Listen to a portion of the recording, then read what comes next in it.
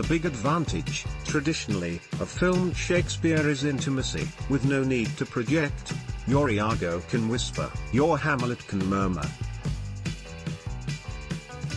But this starrily cast, modern-day version by Richard Eyre for the BBC and Amazon rarely takes advantage of this.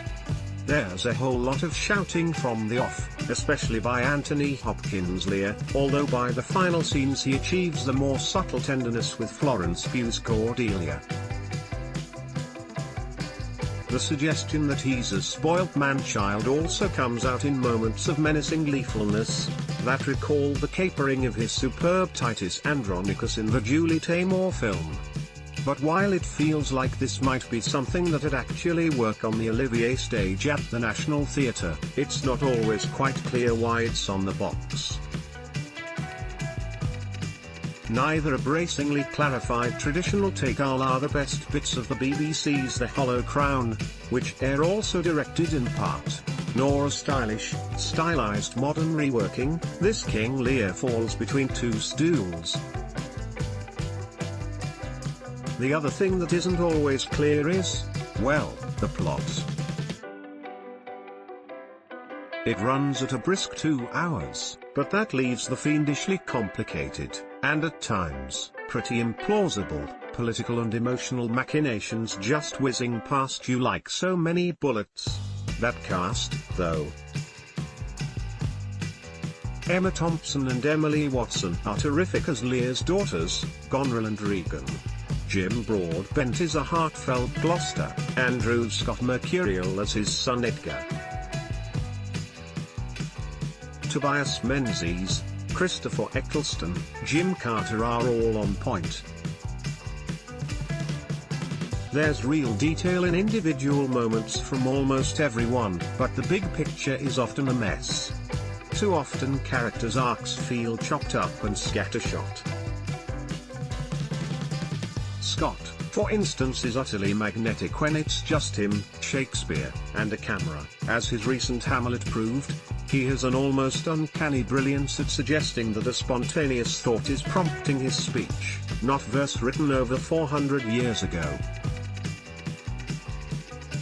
It's simultaneously low-key and supercharged.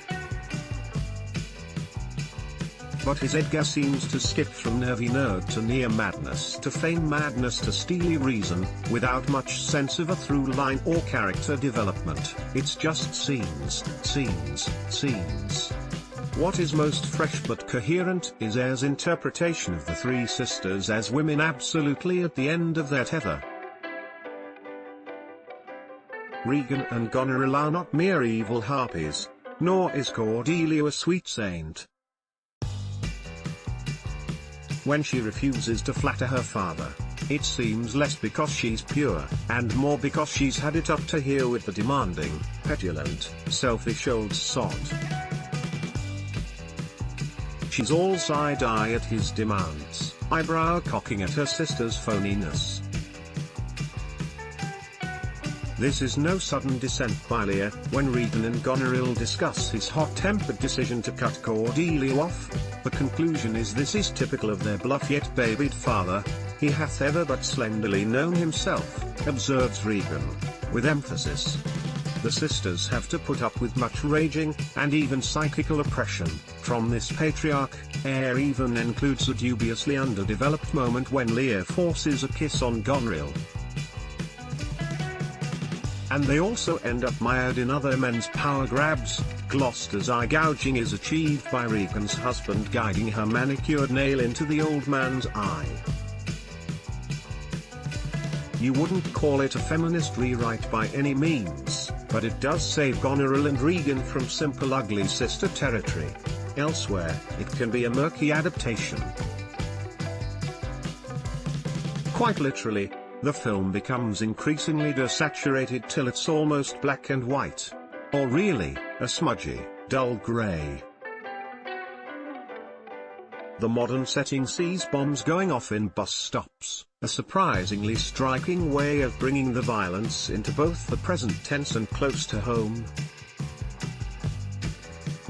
A tramp like Lear pushes a shopping trolley full of rubbish around a bleak city centre, just another dispossessed muttering madman.